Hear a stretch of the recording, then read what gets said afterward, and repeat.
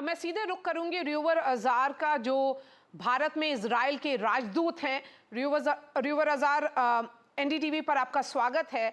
सवाल ये है एम्बेसडर अजार के जो डैमेज हुआ है उसके बारे में ईरान का एक वर्जन है, आपका एक वर्जन है, सच्चाई क्या है?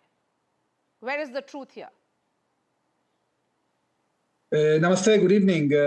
Well, the truth here is very simple. Israel has hit in a very precise way the air defense systems of Iran, and it has hit military missile and drone installations, factories of missiles and drones. There's no doubt for any military expert that you will ask that F-35s and F-16s can easily overcome missile defense systems of the type of F-300. So the fact that the Iranians are downplaying it, maybe it's a good sign. We are interested in de-escalation, and that's why we limited our strikes to a very small number of targets. We could have hit much more, many more military targets and non-military targets in Iran. We're refraining from doing that because we want to send a message to the Iranians that they are exposed, and if they don't stop their aggression against Israel, both directly and indirect, they will pay a dear price. But we don't want to escalate the situation. राजदूत आज़ार, आपका सही कहना है कि आप escalate नहीं करना चाहते हैं। तो इस दूसरा सवाल मेरा ये होगा आपसे, क्या इजराइल का बदला पूरा हुआ? जो आप रिवेंज की बात करते थे वो रिवेंज अब पूरा हो गया क्या? Well, I'm not sure I understood your question because I don't speak Hindi, but the bottom line is that the Israeli government has made very precise decisions to what our goals are following this aggression that started on 7th of October. We want to eradicate the military capabilities of Hamas. We want to bring back our hostages, and we want to make sure that Hamas and Palestinian Islamic Jihad do not rearm and do not regroup.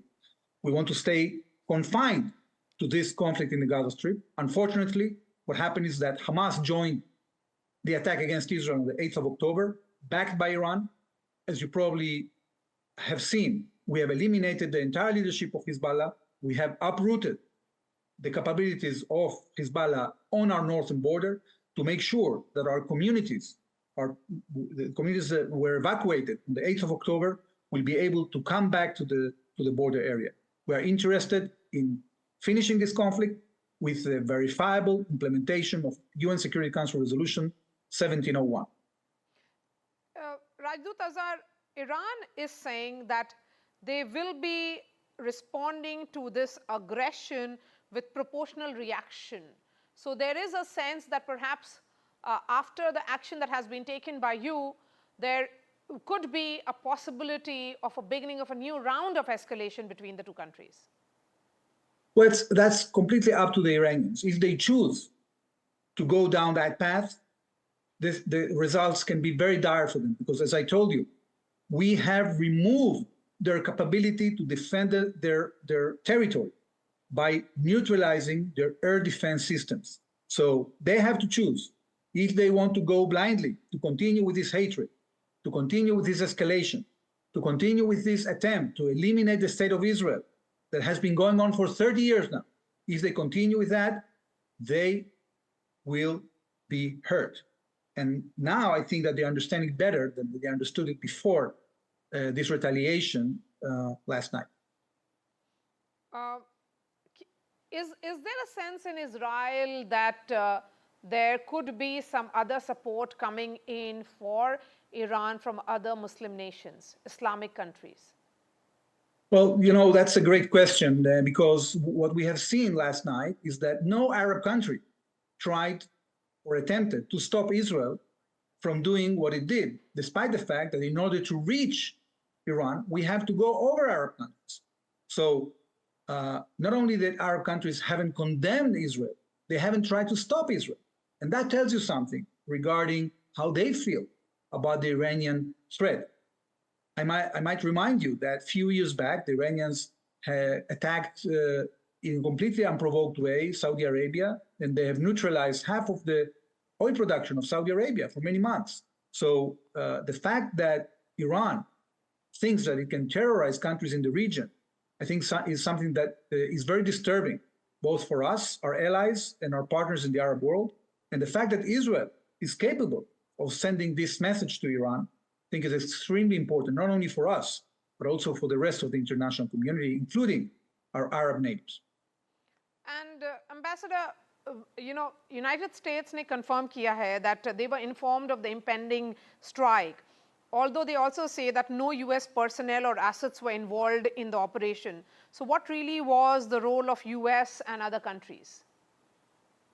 Well, the US is our closest ally, and we have been coordinated with the US, many of our moves. We don't only agree, we don't always agree about everything, but in this case, I can assure you that there was enough exchange with the United States. The United States supplied Israel in the last few weeks additional systems to defend our skies from Iranian retaliation. So we are, together with our American friends, ready for anything the Iranians might want to do following this retaliation. We are entering the festival season. December is Christmas. Is there a sense that, because of a year which has been spent with retaliation, strikes from both the sides, there should be some solution in sight? Well, we certainly hope so. We are calling Hamas to lay down their weapons and release the hostages. We are ready to accommodate their exit from the Gaza Strip. We are calling the Lebanese people, the Lebanese government, to cooperate with a verifiable implementation of UN Security Council Resolution 1701. This war can be over tomorrow morning. The only thing that has to happen is that these terrorists stop attacking Israel and actually, create a new situation in our region in which people can enjoy prosperity and peace. My last couple of questions, Ambassador Azar. One, of course, relates to who and which institution can play the possible role of bringing Iran and Israel on the talking table. And this talk, if it happens, as and when it happens, will be at what level? Well, that's a good question. I think that the United States can play a very important role because it's a major stakeholder in the region. There are other countries that might play a role. We have been sending messages to the Iranians through at least 20 countries, including India. So it's up to the Iranians to decide whether they want to come back to their senses, stop investing tens of billions of dollars in creating this machinery of terror in the region, and concentrate in the development of their own people. They deserve it. The Iranians deserve it. My last question to you, of course, the deadly attacks are continuing. What happened a few months ago was perhaps the most deadliest attack in Israel's history. And this has triggered this counter and from both the sides. Now, when there is that sense of heavy price, which could be paid on both the sides, hasn't perhaps Israel and the other side also got tired of this war already? Well, I certainly hope so, because Israel, has tried in the last few years to postpone the need to engage in war with Hamas, despite the fact that we saw what Hamas was building on the other side of the border and what Hezbollah has been building on the other side of the border. And we've seen all this proliferation of weapons of mass destruction by the Iranians. We refrained from attacking it.